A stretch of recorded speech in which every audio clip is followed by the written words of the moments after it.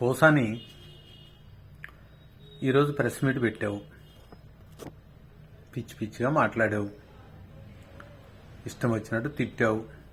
వాడిని ఆ చంద్రబాబుని ఆ పెద్ద మనిషిని పట్టుకొని ఆడన్నావు, వీడన్నావు, కాసేపు పురంధరేశ్వరిని తిట్టావు. నీకు ఎవడు గుర్తొస్తే వాళ్ళందరిని తిట్టావు. ఓకే, ఇప్పుడు ఒక మనిషిని మనం విమర్శించాలంటే సమస్థాయి ఉండాలి. దాన్ని పోయే వాళ్ళందరూ విమర్శించారనుకో, లైట్ తీసుకుంటారు. నీ నీ ఇంటర్వ్యూని కూడా అందరు లైటే తీసుకుంటారు. కనీసం నాలాంటి వాడన్నా మీకు రెస్పాన్స్ ఇవ్వకపోతే కరెక్ట్ కాదు. సరే, నీకేం తెలుసు చంద్రబాబు గురించి చెప్పు. ఏదో ప్యాకేజ్ డబ్బులు ముట్టినాయి కాబట్టి కాసేపు ఆ గొట్టాల ముందు కూర్చొని బో అన్నావు, వెళ్ళావు, తిని పడుకుంటావు. అంతేగా. నీ పిచ్చివాగుడు చూసి అందరూ నవ్వుకుంటారు కాసేపు. ఆయన గొప్పతనం ఏందో మొన్న ఆయన జైలుకు పోయినప్పుడు చూస్తుంటావు. ప్రపంచవ్యాప్తంగా తెలుగువారు కావచ్చు, నాన్ తెలుగు కావచ్చు, ఏ విధంగా స్పందించారు, ఏ విధంగా మద్దతు తెలిపారు, ఎన్ని రోజులు తెలిపారు. ఆయన బలం నువ్వు చూస్తుంటావు కదా, చూస్తుంటావు. కాకపోతే ఆ రెస్పాన్స్ చూసి నువ్వు ఇంకా పిచ్చోడు అయిపోయి ఉంటావు. ఇంకా పిచ్చి నీకు పెరుగు ఉంటుంది. నీకు ఒక విషయం చెప్తా. నేనుండేది గోదావరి ఖని. ఇక్కడ సింగరేణి కాలరీస్ అని ఒకటి ఉంటుంది. ఒకప్పుడు దీంట్లో 150,000 మంది ఎంప్లాయీస్ ఉన్నారు.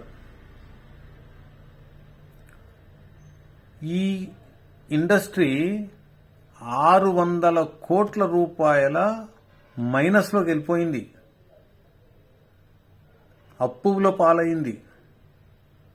అలాంటి సందర్భంలో సెంట్రల్ గవర్నమెంట్ తోటి మాట్లాడి ఆ డబ్బుల మీద మారిటోరియం విధించి కొత్త డబ్బు తెచ్చి ఈ సింగరేణికి ఒక కొత్త ఆఫీసర్ని వేసి ఎక్కడెక్కడ లోపాలు జరుగుతున్నాయి, ఎందుకు ఇది సిక్ ఇండస్ట్రీ అయిపోయింది, దీన్ని నిలబెట్టాలి, 150,000 మంది కార్మికులు రోడ్డును పడకూడదని ఆయన ఎంతో శ్రమతో మీ మీ కష్టం, మీ దాంట్లో, మీ బిజినెస్లో వచ్చే లాభంలో మీరు వాటా తీసుకోండి అని ఇండియాలోనే మొట్టమొదటిసారిగా లాభాల వాటా అనేది ఒకటి ప్రకటించి కార్మికులకి ఈ ఇండస్ట్రీని నిలబెట్టాడు. ఈ సింగరేణి కాలరీస్ అనేది ఈరోజు 1,000 కోట్ల రూపాయల లాభాలతోటి నడుస్తుంది అంటే దానికి కారణం చంద్రబాబు గారు. ఎప్పుడు లేని విధంగా ఒక కార్మికుడు మైన్ యాక్సిడెంట్ అయితే మైన్లోకి దిగి ఆ రోజుల్లో 15-20 సంవత్సరాల క్రితం మాట ఇది, మైన్లో దిగి ఆ రోజుల్లో 25 లక్షల రూపాయలు వాళ్ళకి ఎక్స్గ్రేషియా ప్రకటించి వాళ్ళని ఆదుకున్నాడు. ఎంకరేజ్మెంట్ కోసం ఎన్నో గిఫ్ట్లు ఇచ్చాడు ఆయన. దానివల్ల కార్మికులకి ఎన్ని మేళ్లు జరిగినాయి. ఒకప్పుడు తాగి పడిపోయే కార్మికులు ఈరోజు రిటైర్ అయిపోయిన ప్రతివాడు కూడా 5 ఎకరాలు, 4 ఎకరాలు, 3 ఎకరాలు కొనుక్కొని వాళ్ళు నిలబెట్టుకున్నారు, పిల్లల్ని చదివిపించుకున్నారు, పెద్ద పెద్ద ఉద్యోగాలు చేయించుకున్నారు. ఎంతమంది లబ్ధి పొందారు ఆ రోజు. అదే చంద్రబాబు నాయుడు గారు ఇనిషియేషన్ తీసుకొని ఈ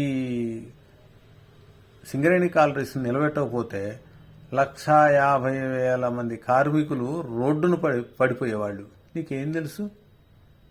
పిచ్చి పిచ్చిగా మాట్లాడుతున్నావు. ప్రజెంట్ నేను ఇదే కాలరీస్లో ఉన్నా, నాకు తెలుసు. ఈ ఏరియాకు వచ్చి ఏ కార్మికుని అడిగినా కూడా మీకు చెప్తారు, బాబు గారు లేకపోతే ఈరోజు సింగరేణి లేదు. ఇంకో మాట, ఈరోజు సంవత్సరానికి 1,00,000 కోట్ల పైన ఆదాయం వస్తున్నదంటే తెలంగాణకి ఎక్కడి నుంచి వస్తుందో తెలుసా? రాష్ట్రం మొత్తం ఒక ఎత్తు అయితే సైబరాబాద్ ఒక ఎత్తు. తెలుసుగా నీకు కూడా. పోయిరా, ఒక 5 నిమిషాలు బండేసుకొని ఆ హైటెక్ సిటీ దిక్కు పోయిరా. అక్కడ ఎవరి పేరు ఏ గోడను అడిగినా, ఏ స్ట్రీట్ లైట్ని అడిగినా, ఏ రోడ్లను అడిగినా, ఏ ఇండస్ట్రీని అడిగినా, ఏ పారిశ్రామికవేత్తను పిలిచి అడిగినా చంద్రబాబు పేరే చెప్తారు. కాబట్టి నేను మీకు రిక్వెస్ట్ చేసి చెప్తున్నా, నీ స్థాయి కాదు, చంద్రబాబుని అనే స్థాయి నీది అసలు కాదు. ఇంకా చెప్పాలంటే నా స్థాయి వ్యక్తులతోటి మాట్లాడేది కూడా నీకు ఆ స్థాయి లేదు. నీకు ఆ గొట్టాల ముందు కూర్చొని బౌ అని అరిస్తే నీ పేమెంట్ వచ్చి ఉంటుంది, ఆల్రెడీ వచ్చి ఉంటుంది నీకు ఈ పాటికి. ఇప్పుడు ఏం చేస్తావు నువ్వు? మహా అయితే పోయి తిని పడుకుంటావు, అయిపోయా. నిన్న మురిగింది, ఈ రోజుకి ఉండదు ఇక. కానీ చంద్రబాబు అనే ఒక పేరు చరిత్రలో ఉంటుంది పోసాని. నీలాంటి వాడికి నాలాంటి వాడికి ఏముంటుంది చెప్పు? ఇక గెలుపోటముల గురించి మాట్లాడుతున్నావు కదా, ఎందుకు చెప్పు అంత పెద్ద పెద్ద మాటలు? గెలుపోటములు ఎందుకు? పురంధరేశ్వర్ ఓడిపోయారంటివి, విజయం ఓడిపోలేదా? అక్కడనేగా విజయం కూడా ఓడిపోయిందిగా. అంటే ఏంది ఇప్పుడు? జగన్మోహన్ రెడ్డి చేతగానోడని మేము అనాలా? ఎందుకంటే ఎట్లా అంటాం చెప్పు? ఆయన కూడా పాదయాత్ర చేశాడు, అది చేశాడు, ఇది చేశాడు, జనాలకు హామీలు ఇచ్చాడు, వచ్చాడు, ముఖ్యమంత్రి అయ్యాడు. ఆయన చిన్న స్థాయి వ్యక్తి కాదుగా, ఆయన కూడా పెద్ద నాయకుడేగా. అంత పెద్ద నాయకుడికి తల్లి ఓడిపోయిందిగా, మరి దానికి ఏమంటాం మనం? కాబట్టి గెలుపోవటంలో అయినంత మాత్రాన అది వ్యక్తిగతంగా ఏమీ ఇమేజ్ పడిపోదు, పెరగదు. ఎందుకంటే ఇందిరాగాంధీలు, ఎన్టీ రామారావులు, పెద్ద పెద్ద వాళ్ళంతా ఓడిపోయిన వాళ్ళే. ఓడిపోయిన వాళ్ళు ఎవరున్నారు? రేపు అసలు ఇవన్నీ ఎందుకు? పులివెందల్లో జగన్మోహన్ రెడ్డి పరిస్థితి ఏందో ఒకసారి చూసుకోండి. ఇప్పుడు నేను అనేది ఏంటంటే, ఎందుకు అంత ఆవేశపడుతున్నావు? ఎందుకు అంత ఎక్కువ హైపర్ అయిపోయి అరుస్తున్నావు, కరుస్తున్నావు? ఎవడన్నా రివర్స్గా ఏ విలేకరన్నా పొరపాటున నీకు వ్యతిరేకంగా ప్రశ్న అడిగితే వాడిని ఆడబొడి